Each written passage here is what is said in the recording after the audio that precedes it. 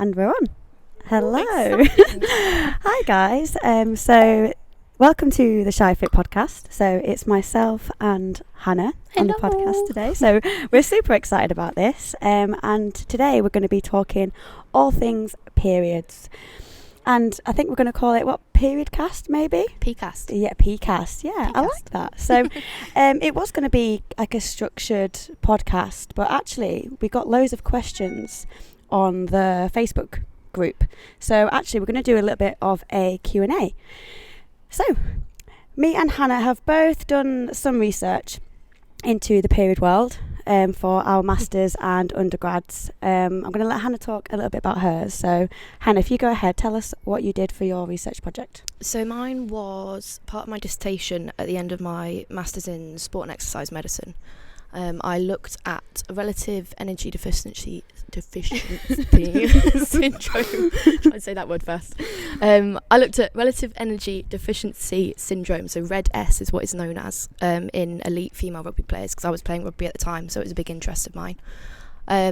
Unfortunately, because everyone was on contraception, so I couldn't use a lot of the people that came forward for the study, so I ended up with quite a small sample size, so I didn't actually find a significant difference in what I was looking at. But I was kind of looking at energy intake and how that relates to menstrual function, and if periods were regular, irregular, non-existent in some people. And I did actually find a trend towards low energy intake with menstrual irregular periods, essentially, but couldn't say that it was significant because I didn't have a big enough sample size, unfortunately. But this kind of correlates. This was the same as what was found in other sports as well, and seems to be found across the board in female sport, but needs to be far more research into it, which I'm sure you can vouch for as well with yours. Yeah, absolutely. So I was exactly the same as Hannah. I think to create significant results, I needed a sample size. I think it's about 158 females. I think I managed 13. Yeah, I think I had like 17 if not. And yeah, I had a really sort of niche exclusion criteria, and it required for females to be not taking hormonal birth control, have regular periods, be healthy, but participate in elite sport. So my dis was on the investigation of perceived sporting performance throughout the cycle among elite female weightlifters and CrossFit athletes, with the consideration of sleep behaviour and energy intake. Wow, that's a mouthful. Yeah, it is isn't a mouthful. Goodness me. I definitely didn't make my life easy when I chose this. I remember you said that to me right back when you were doing it. I was like, oh, what have I done?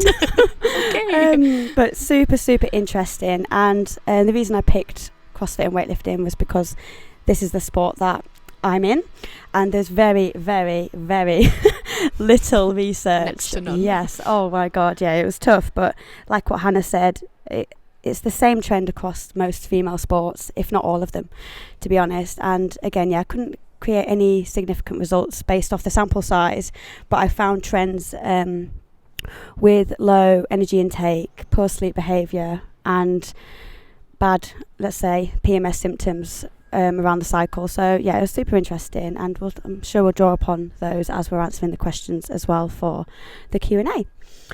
So starting with, so I won't say names, so I'll just go through the questions that have been sent personally, and also that's on the thread. We're going to start with the thread first. So the first one is, can you make me not have periods anymore? So I know this is not literally a serious question, but I'm guessing you're still interested to see obviously what the options are available to you. So I'm going to pass this over to Hannah, and we're going to talk a little bit about birth control. So before we go into this, I'm going to cover my back a little bit. Lots of you will know I do have a medical degree. Everything that I'm about to say is not medical advice. I would strongly advise, if you want more information on this, to go and see a doctor who is working and insured as a doctor. This is just little Hannah, CrossFit coach, just giving my opinions and my thoughts on it. So birth control wise, I am going to draw on personal experience with this and not go too much into the medical side of things. I have tried all sorts of birth control. It does not work for me, unfortunately. I either get incredibly stressy and moody, which is what I had with the pill, which I was on for a few years. And I did try the coil as a method of birth control, but I then ended up having a constant period for 8 months, so it kind of did the exact opposite of what I needed it to do. So unfortunately, birth control has not worked for me. Although it does seem that some members have commented that it can help with periods and cutting them down, making them slightly easier, which is of course what you're told when you go and see the doctor and things. Yeah, absolutely. And I think if you are serious about obviously stopping your periods, I think unfortunately the only route for this is to take hormonal birth control, as there is a form of non-hormonal birth control, which is the copper coil. But unfortunately, I do actually think this can make your periods worse, maybe more heavy, more cramping, things like that. So really the only option there is hormonal birth control. But I always think if there's an effect, there's a side effect. So you may be able to stop your periods, but at what cost? What are the side effects of the contraception that you're going to be taking? Like what Hannah said, she experienced bad effects with hers. I've been exactly the same, hence why neither of us on birth control, which, you know, can seem actually like a pain for training and competing, but it's quite the opposite, because you can track your cycle, you can know where you're at, and you can work with it. And hopefully today, ladies, that's what we're going to help you do, is work with your cycle and stop trying to work against it. It's not the worst thing in the world. Try see it as like your monthly report card, like a little check-in on how your internal system is doing. And hopefully by the end of this as well, like, you'll feel more positive, and you can use your period as, like I said, a check-in, opposed to being like, oh god, it's the worst thing ever, everything's shit. But don't get me wrong, we still have days like that. But yeah, hopefully me and Tara have synced up so we get it at the same time. We actually have. So that's a legit thing, by the way, ladies. So your period, they don't sync up with somebody else, but if you are in like close contact with another female, and apparently if you sweat with them, this is a big thing apparently, your period will start to shift, and not necessarily always closer to theirs, but it will cause a shift. But super weird, like and mine did. Well, Tara's came to mind, so we decided that I'm the alpha female in the group. Yeah, that's what we did. Yeah, okay. Oh, it's so funny. So yeah, let's the next question. So this is so this is interesting. So this is about the menopause and the effect of the menopause, I think, on training, and also maybe what we can do at the gym to help with the symptoms, and, you know, can exercise make it worse and things like that. And she has pointed out here this might be a separate podcast, and unfortunately I think it could be. And also another note, unfortunately me and Hannah haven't actually researched into the perimenopause and menopause. We've more dealt with menstruating women. I have done, though, quite a little bit of reading around this, and I'm actually going to signpost you to an author called Maisie Hill. She wrote Period Power. I do actually have that book on loan, but the book, yeah, it's fantastic, and it will be back at the gym, so if anybody wants to borrow it, you're more than welcome. But she's actually wrote another book called, I think it's Perimenopausal Power, and she's excellent, and she's really sort of simplifies the science, and she goes into the hows and whys and whats, and yeah, it's super interesting. So I strongly recommend grabbing a book and reading through that. And if you've got any questions or anything, come give us a shout 1-to-1. It is very, very different to the menstrual cycle, because it doesn't follow the same infradian monthly rhythm as ours does. It's, as you probably already know, it can be very sporadic and very unpredictable. So I recommend doing a little bit more reading. I'm going to use this opportunity as well to do some more reading myself, so I can help you, and then hopefully, you know, together we can come up with some good solutions, some good ways to help you feel good training. Yeah. Lovely. Do you want to go ahead and read the next question, Hannah? So the next question: what food is good to eat, if any? I know I always crave bad food, sugar, fatty and unhealthy foods. What's like your go-to, like? Chocolate. Yeah. Always chocolate. Do you know what? Like at Easter, when they start making Easter chocolate from like January, it's so good, because they what's that? It's the mini egg dairy milk chocolate bar. Cream eggs. Oh, yeah. I'm so bad. Oh, it's so bad. They're so good. And I think I got one like nearly every week, and I had no excuse, but like especially like pre-period, it's like a big chocolate bar. I can relate to it massively. I really can. Oh, mine's absolutely. Always the week before. Yeah. Always. I'm actually all right when I'm actually on my period. It's the week before. Yeah, my appetite actually suppresses when I actually come on. It's beforehand. It's weird. It's like I'm a bottomless pit and I can't get full. I know. I'd eat and eat and eat, and I'm just still hungry. Yeah, and then it's a vicious cycle, because you get annoyed with yourself for eating so much rubbish food. So we're back to the question. So what good food to eat? So basically you want to be eating your normal diet, but you do want to be increasing your protein intake and also your complex carbs. So what this will do is help stabilize your blood sugars, which will hopefully then alleviate the cravings. I say that it might slightly dampen them. It's not going to be a miracle worker. You want to be increasing your overall food intake because your metabolic rate will be increased during like the 7 to 10 days before your period. So I would go for like bigger volume meals. So try cramming like extra fibre as well. So like more fruit and vegetables. 1, because the volume of food will make you feel full. But 2, the fibre will actually help clear the estrogen. And this is what can cause like bad PMS symptoms as well. So those are really good points to do.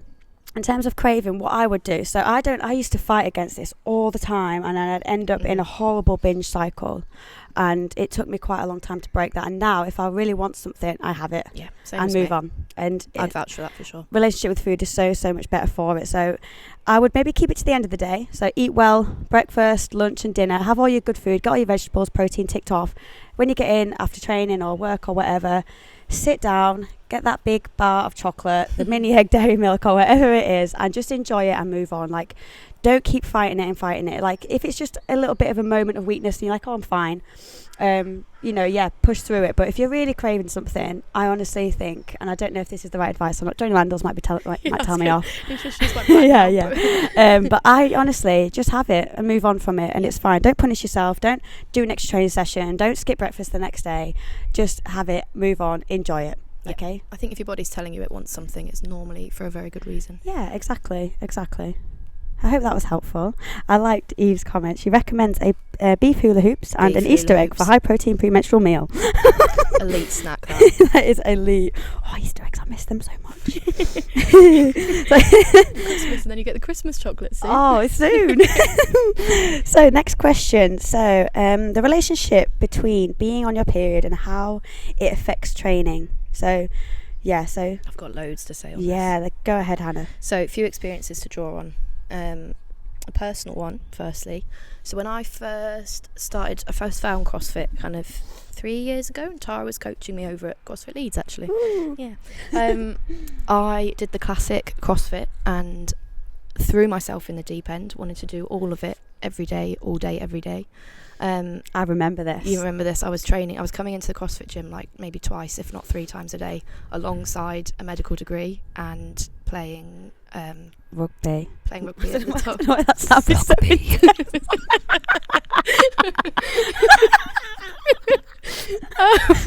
Whoa, I don't know what that was. Just set us off with the giggles. Where was I? So yeah, medical degree, gone crazy on CrossFit, and I was playing rugby at the top level. And my period stopped completely stopped for kind of 4 or 5 months. And I was a little bit worried, and I went to see a doctor, and he just, to be honest, I don't think he really knew what he was saying. He was just like, yeah, it's just because you're exercising too much, you'll be fine. And I was like, I don't know whether I should be worried or not. Yeah, I think I actually remember having this conversation with you, and you was like, I think it's fine. And I was like, it's not fine, Hannah. Yes, I was like, this is 5 months without a period. I was like, I don't know that is fine. I don't think that's okay. You're either 5 months pregnant or something wrong. I was doing pregnancy tests all over the shop. I was like, oh my God. Yeah, spending a fortune on pregnancy tests every month. Literally. Anyway, I then, rugby kind of took off a little bit more, and I kind of stepped back from CrossFit a little bit. And my period did come back, so I think I probably was eating more and exercising less. But it's a very interesting point, isn't it, about energy intake and how that then factors into your menstrual function. This is my second experience story to tell. A good friend of mine, so she was involved in elite sport from a young age, got taken into British cycling when she was about 14. So obviously that was her full-time kind of occupation. That's what she was doing day in, day out, and she was training an awful lot.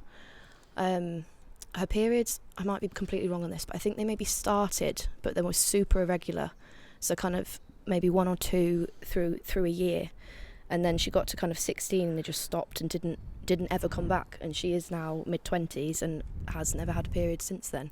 That's crazy, isn't it? Which is mad. And she hasn't had it looked at by a doctor or anything. She hasn't looked into it, like blood hormone levels or anything like that. She maybe probably should. I have advised that she probably should. But it is interesting that was her start to kind of around the time that she was beginning her period. That's what was going on in her life, and whether that has an impact on her menstrual function now. Yeah, absolutely. And I think overtraining or underfueling or both has a huge impact on the menstrual cycle. And as I said before, your menstrual cycle, or your period, is like your monthly check-in. And if you have a period that has very little PMS symptoms, like little cramps, and it comes regularly, that's a really good sign that internally, you know, you're functioning well. If your periods are irregular, or you do experience really bad PMS symptoms, or your period changes, like maybe in flow or in length, there's a sign that something's maybe not quite right. And usually that is linked to like stress, energy intake, actually probably mainly those two. And I think stress is the huge one, because I think the reason why like overtraining and everything like that causes stress, and that's what obviously affects the menstrual cycle. I went off a tangent then. We're outside, by the way, guys, and I got very distracted and I don't even think I said a clear sentence then. You did. It made sense. I'd have called you if it didn't. So I was just like so I think we've answered there how your period affects your training. Yes. No, how your training affects your period, but the question was how your period affects your training. So that's the flip side. So we'll tie into the next one here. So maybe like, what's the best parts of the cycle which are best to push cardio goals, and when to push the strength and technique one. So this is a really interesting question. I like this one. So actually, before I started training with the boys, when I was training like on my own, I did actually used to periodise, pun not intended, periodise my training around my cycle. I did at one point actually have really, really bad PMS symptoms, and I know this was down to personal stress, and so I did have to actually alter quite a bit of my training to suit my period, and it did work, but actually I was periodising it wrong, which I'll go into detail later.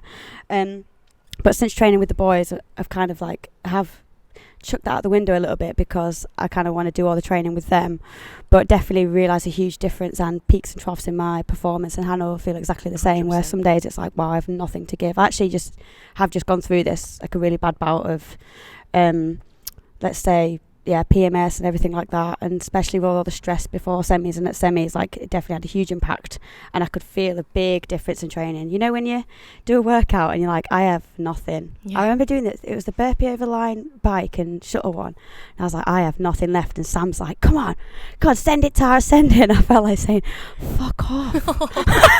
Fuck off, Sam. Because he was a man, it made it worse. I'm just like, get fucked. But yeah, so I know how that feels. But anyway, I feel like I keep going off tangents. But yeah, there is actually times in the cycle where it's best to push one or the other. So let's break it up into 4 weeks. So week 1 is your period. Week 2 is the week after your period, but just before ovulation. And let's say week 3 and week 4 are the 2 weeks after ovulation before your period. The week during your period, so your hormones are all pretty much balanced out, and I'm talking about FSH, so follicle stimulating hormone, estrogen, LH, your luteinizing hormone, progesterone. I always say that wrong. Progesterone. And testosterone. Everything is really, really level, so you should be feeling pretty stable there, but you may be experiencing some like cramping and things like that, which is normal. This week and the week after, so the week after is when you are thriving, by the way, and that's just around ovulation. So these are the 2 weeks where you want to be hitting your strength targets. So really trying to, chase after those 1 rep maxes, things like that, and going for like tough workouts. And I'm talking like the horrible CrossFit workouts. Ovulation, again, you should be thriving there, because you do get a peak in testosterone, so you should have a little bit more tenacity in your training as well, so feeling like, getting after again those heavier weights. Though saying that, ovulation can bring about some bouts of anxiety. I know I struggle quite a little bit with that. I don't know about you, Hannah. Yep. So that can also make you feel worse, but like in terms of like physically, you should be really good to be hitting workouts hard and things like that. After ovulation, it's all downhill from there. So before ovulation, all those hormones that I spoke about, apart from help me out, Hannah. Progesterone all start to peak, but then they drop off after ovulation, but they all start to peak back up, but this time including progesterone. Am I saying that right? Yeah, you're saying that right. Yeah. And this is kind of what sort of brings about all those like sort of PMS-y symptoms. You're feeling low and motivated. You'll also find that your energy levels will dip. So this is a good time to maybe focus on just work output. So just having a good sweat, focus on technique. Don't try maybe chase a PR. Don't try like go for those really horrible workouts. Here you just want to be focusing on movement, maybe improving your skill. So basically break your cycle up into 2 halves to make it easier.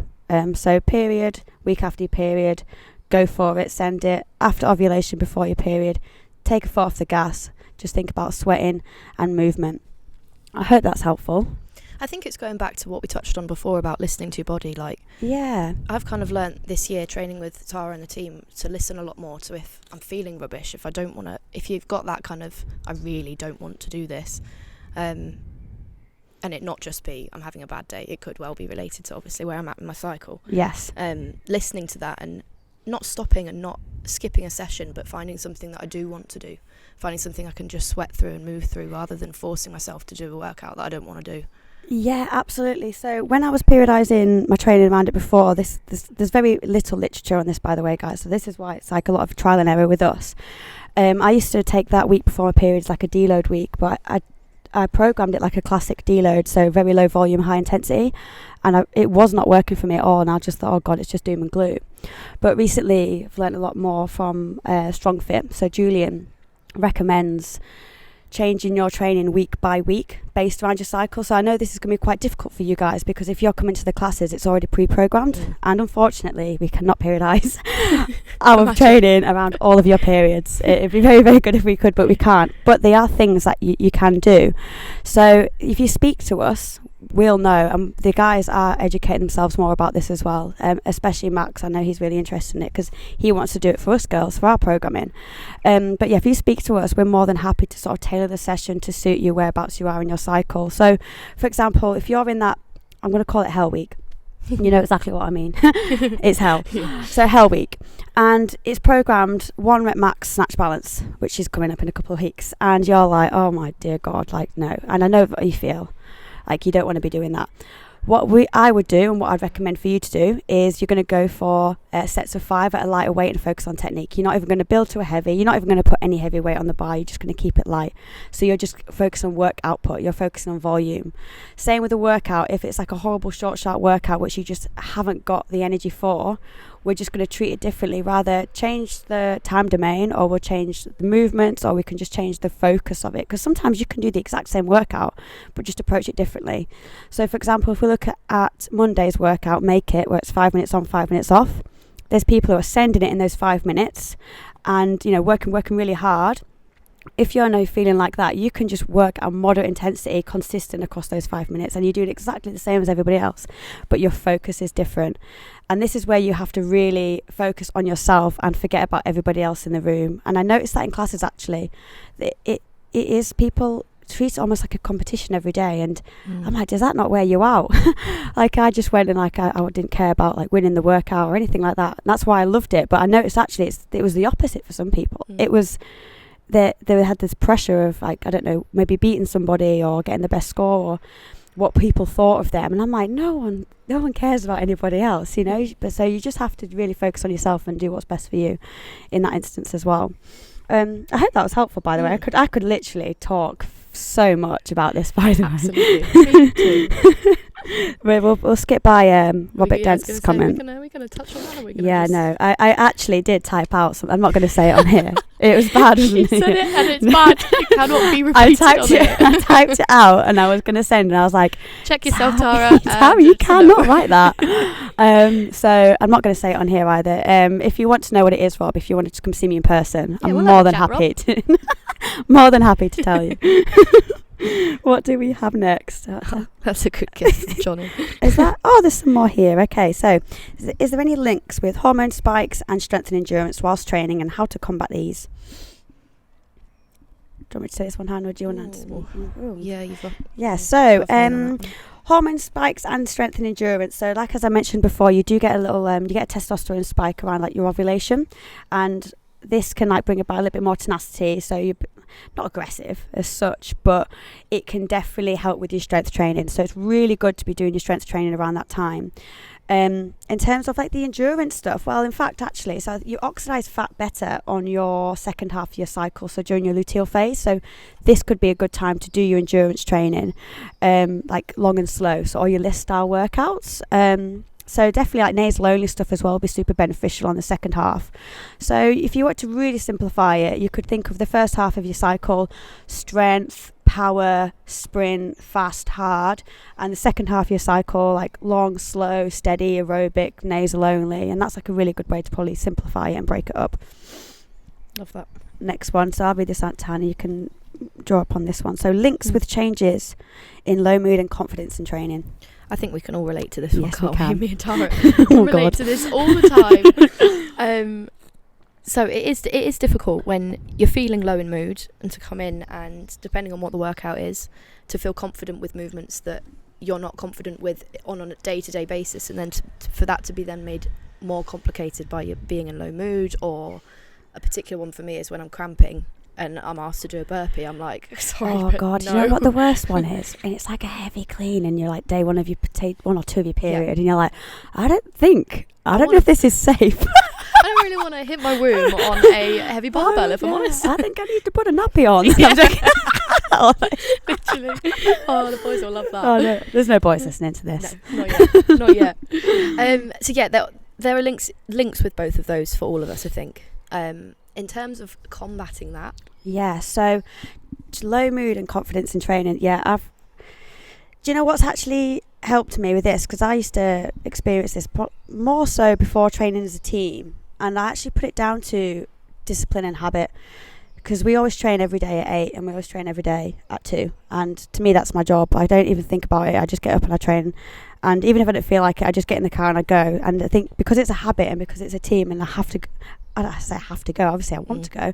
But it's a part of the commitment to the team. It's I haven't really got an excuse not to go. So it makes me go, and then I always feel better for it. I might be quieter in the session. I might, be a bit arsey. I don't know. And I might not feel as good. But I always go, and I think that's what maybe it is. It's creating a habit. So if motivation fails, you still do it anyway. It's like no matter what mood you're in, you still brush your teeth before you go to bed. Little things like that. It becomes part of your life where you don't think about it. I think when it becomes a conscious thought, you can talk yourself out of it. And maybe that's where it's good to meet people, arrange to meet someone at the class, tell someone you're going so you feel like, oh shit, I have to go, I told them I was going.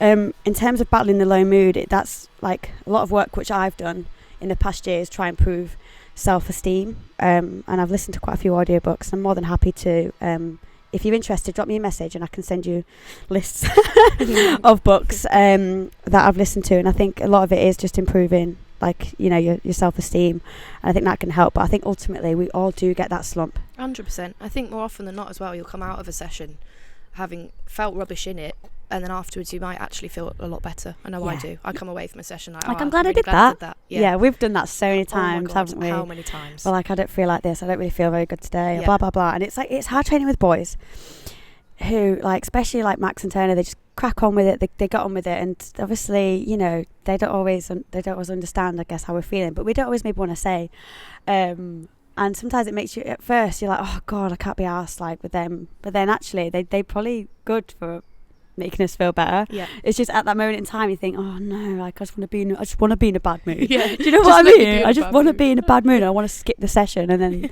they never let us, and they always cheer us up, even if we don't want to admit it. But so yeah, I think part of it is just getting yourself in, and yeah, it's hard actually. It is hard. It is hard. It is. I've got some more I got sent personally now. Let's have a look. So, bear with me. I'll stop breathing into the mic. It's intense, isn't it? Yes. A bit of Darth Vader going on. Oh, it's a few. Oh. Right, okay, so yeah, we've got 10 minutes left of this as well. So during your luteal phase of your cycle, when you feel sluggish, is it better to adjust training during this time, or push through and train as normal? So I think we've already actually answered that question. So Yep. Don't just push through, just adjust your training, just come and sweat. If you do need an extra day, sometimes it's hard to know, do I need a day off, or do I just need to just crack on? I always think if you come in and you do it and you feel better for it, then yeah, you did the right thing to crack on. If you come in, you've done it, you actually feel worse, and then you feel even worse the next day, then maybe you just need to take a day's rest. I think it's always worth coming in and doing a bit of something, and we will always change it. I would love it if we spoke about this more and girls came up to us more and just said, look, right, I've just got my period, I really don't want to do this. We said this at the beginning, didn't we? We said it doesn't get spoken about enough. No, people aren't not at openly all. saying, I feel like this today. Not at all. And I think it's best training is really good. Like it's got so many benefits throughout the whole cycle. You don't really ever need to take the time off. But if, I don't know, it depends if training's a stress. Say if you've got to get in from work, you've got to feed the kids, and then you've got to rush to the gym, you've got to rush back and put the kids to bed, and you get in and think, fuck me. Then maybe actually just don't go to the gym, have a couple of hours at home, get a bath and just relax, because stress is really, really important. But if you're just sat at home on the evening and you haven't got that much to do, you know, and the gym's like your time, go and enjoy it. So I guess it's little things like that actually do make a huge difference. So try to see it from that way. But ultimately it will make you feel better, and I think just adjusting your training to suit is good enough. The next question: are there certain times in your cycle when hormones dip or increase? Would adjusting nutrition help with these to stabilize things? So yes, hormones do change. I have spoke about the hormones and how they fluctuate quite basically. I won't go into the ins and outs of it, but if you do obviously want to know more, if you just drop me a message in terms of that. The science can come a bit boring and I'm quite bad at pronouncing the words as well. There's some good graphs around that show the changes in hormones I've got over the 28 days, so it's quite easy to look at. And I've got a few books which they are on loan, but when they're back in the gym, feel free to grab one. So just in nutrition, I wouldn't overcomplicate it. The one thing I would say is in the first half of your cycle, carb up around your training, because you're going to be training with more intensity. Second half of your cycle, prioritise complex carbs, fibre and protein. Mind you, you should always prioritise protein, but that will help stabilise your blood sugars. And also because of the increase in progesterone as well, you need to be taking extra protein just because you can become more catabolic. That's not really scientifically correct, but that's just the easiest way to explain it. And fibre to help clear estrogen, which can help then alleviate the PMS symptoms. But that's quite a basic way to look at it, but I would not overcomplicate it at all. There is other vitamins and supplements you can do, but I'm not allowed to actually tell you what you should and shouldn't supplement either. Otherwise I'll get kicked off my nutrition. My accreditation won't like that. Let's look at this other question here. So if you're on the pill, can you still track your cycle and train in sync with this? That's a good one for you, Hannah. If you're on the pill, can you still track your cycle and train in sync with this? Yeah, it should be a lot easier to track your cycle if you're on the pill. Depends obviously which one you're on, but you should be able to predict when your period will be.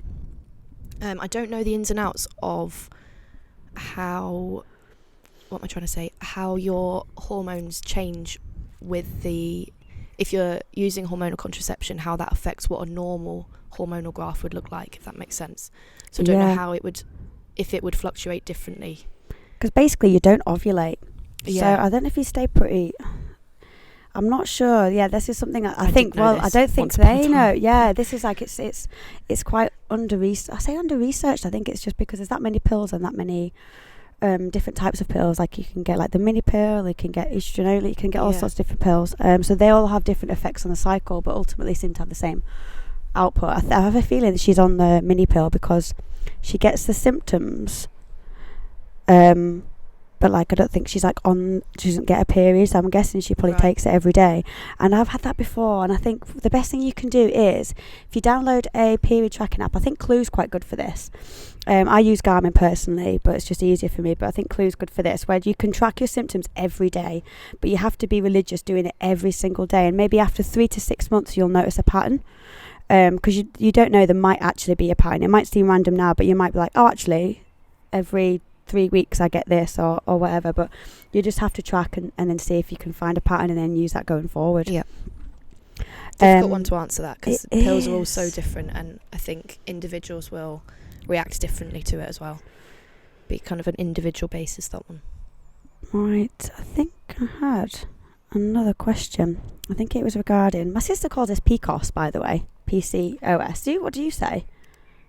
Polycystic ovary syndrome. Yeah. And she was like, PCOS. And I'm like, why do you keep saying... Heard it called that. I know. So this, I believe, is due to higher levels of testosterone, but I'm not entirely sure, so it's not something I am hugely familiar with. I know that the side effects is you have irregular periods, and also, you have cysts in in your ovaries or around your ovaries, and you have higher levels of androgen hormones, which I'm guessing is testosterone. You can get things like acne. It's a whole host of side effects. Extra hair and things like that. So I think it also, you can struggle with things like your weight and things like that, I believe. So how this can affect training. So in terms of affecting training, it'd be probably very similar to your standard menstrual cycle, in terms of like you'll get your peaks and troughs of when you're feeling good. The only hard thing with this is that your periods are irregular. So it may just be more difficult to, plan in advance your training, or you might just be surprised one day feeling shit when you're expected to maybe feel good for a few more days. I think again with that, it's just going to be tracking, but again, you might find a pattern and you might not. Have you had any experience with any? I haven't, and it's quite a difficult one to advise on, isn't it? With the irregularity of your periods, like it's so hard to track. I've got friends that have had similar things, and it's impossible to know when you're going to be on your period, when it's going to stop. Like, it could be a 1 day period, it could be a 7-8 day period, and so to then plan your training and plan your life essentially around that is really, really difficult. So I really do feel for people that have got these irregular cycles, because it's a tough one to advise on and a tough one to plan around as well, essentially. Absolutely. So like in terms of like the nutrition side of things, I know there's some things you can do.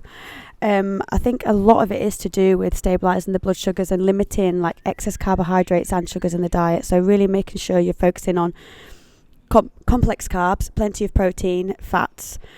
And there is, there is a supplement you can take, which I'm not going to go into because I shouldn't be advising that. But that's something that basically can help with stabilising your blood sugar. In terms of training, because I know the question is about training, I'm not actually entirely sure, and I don't think there is much literature based around that either, in terms of the effects of training.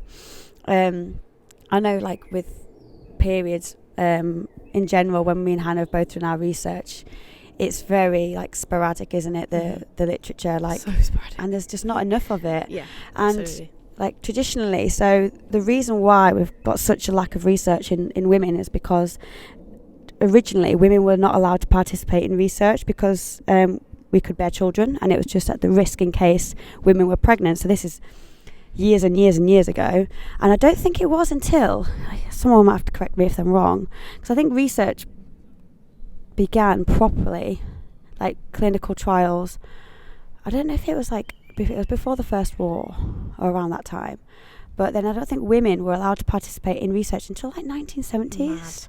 I think 1977 or something like that. I could be wrong. So we've got all these years and years and years and years of research where it's only men have participated in. So that's why there's like all this catching up to do, and we just didn't obviously realise how different women were to men. And it's still a taboo subject, isn't it? Like, you don't talk about it. No, it doesn't get talked about. Not enough at all. It's getting better. It is getting a lot better. We only have 2 minutes left, guys, by the way. Otherwise, this will have to be a separate recording. So, unfortunately, we actually are going to have to wrap it up. This makes me so sad. How long was that? So, 1:38 minutes Wow. now. I know. We've really, really enjoyed this. I've been really looking forward to doing this. Yeah, really good fun.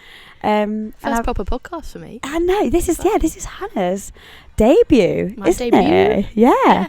And do you know what? Like, we can definitely return this again, and maybe we'll go a little bit into PCOS and perimenopause and things like that. We can branch out a little bit, and it's great for me and Hannah because it makes us learn more about these things. So, even though our research is very based around like menstruating and sport, we're still really interested in learning about everything else.